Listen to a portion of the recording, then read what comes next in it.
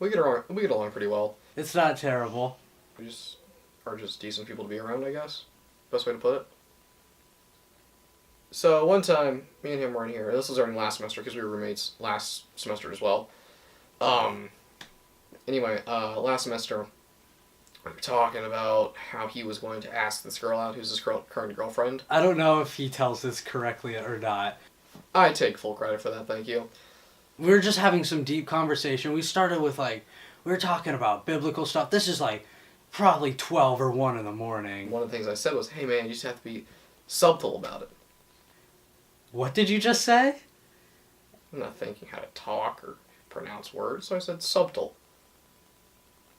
And we go from serious conversation. And he just goes, what? I start laughing so hard, and Isaac is so embarrassed. Obviously the word's pronounced subtle, which I know it's pronounced subtle, but 2:30 in the morning me did not know it was pronounced subtle. So I said subtle, pronounce the B. And now, every single little time that word is used, if Isaac says the word or anything, anyone in our friend group, always corrects it back to subtle just to mess with him because he's trying to figure it out and start saying subtle correctly, but we keep on bringing it back up over and over and over again to continue to mess with him.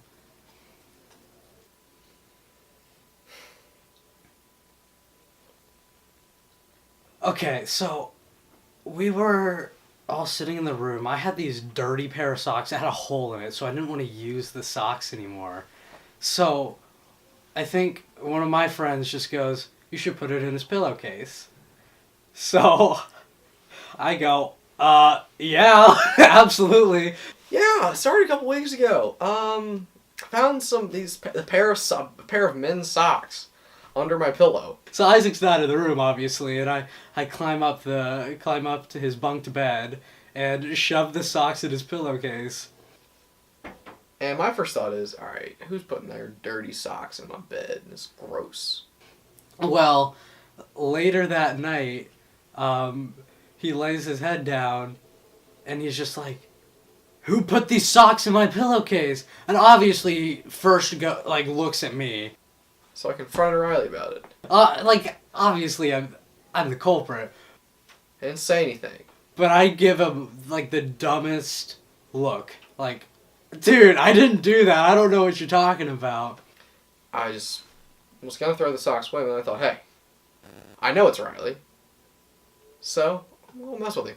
I think the next night, I knew that the socks were going to be in my pillow. So I turn off the lights, and I feel around in the pillow, and pull out the socks, because they were in there, and I kind of throw them down below my bed. I don't say a word. I'm playing the sociopath here. I want to mess with his mind. So, I think the next morning, Isaac even pointed out the socks. He saw where I threw them, and he goes, what are those socks doing there? I'm like, oh, I think I missed the laundry. And then nothing else was said about it. So then I took the socks and I put it in his sheets. And then I find them in my sheets when I clean my sheets.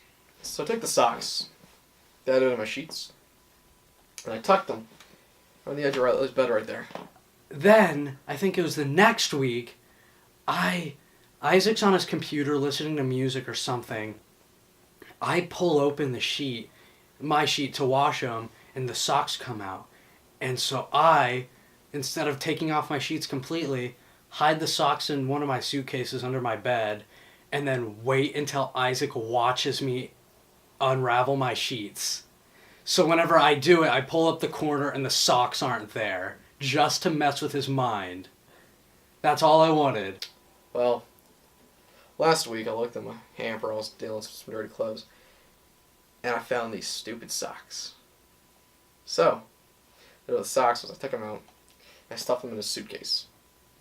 So I'm just waiting for him to find those. At this point, I'm it's a mystery. Don't know where the socks are, or maybe I do. I don't know.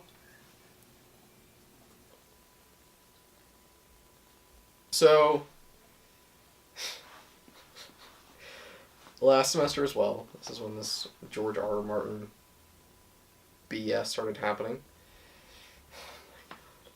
Okay, so Riley is as we all know, a gigantic nerd. Well, I went to Comic-Con, and the writer of the book, George R.R. Martin, this is the first time I have seen him, and he's just like the oddest looking dude, and he has the weirdest laugh. The best way I can describe it is forgive me for this, but he's like a 75-year-old man who's grotesquely overweight. So he played me a recording of George R.R. Martin laughing. So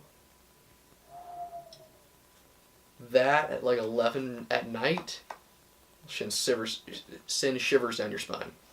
And then that's whatever we thought. let's screw with our friend down the hall. I cranked the recording and put it underneath his door. And we kind of hear some like shuffling in the room, and we're like, oh, and we kind of back up.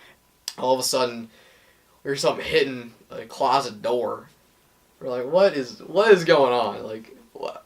We expect to see him to get up, open the door. What's going on, guys? What are you doing? He's like, guys, I thought the noise was coming from my closet. So like, I took my jar of pennies. So before I opened the closet, I just took my jar of pennies, and I picked pennies out of it and started chucking it at my closet door. And me and Isaac are just dying laughing because we're just like, Will, you are crazy. Why are you throwing pennies at your closet? Like, why would that be your response? So there's just a video of Will standing in a doorway at like 1 a.m. in pajama pants saying that he was chucking pennies at his closet door thinking people are in there. Because that's what logical people do. You hear weird laughter, you throw pennies at your closet door, right? Yeah, it makes sense. At least to him.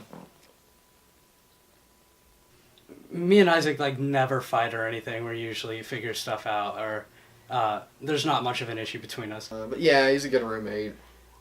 I've never had any qualms with him, really. Tends to be kind of passive-aggressive. One thing that really bothers the crap out of me, though, is he always asks how I'm doing. And you would think that that's not really that big of a deal, but every time he's just like, how are you doing? And I just never know how to respond. I'm like, I'm fine. Like... So I don't really know if he's mad at me for doing something. And I've told him that this irritates me, and he's like, oh man, I can just never read you.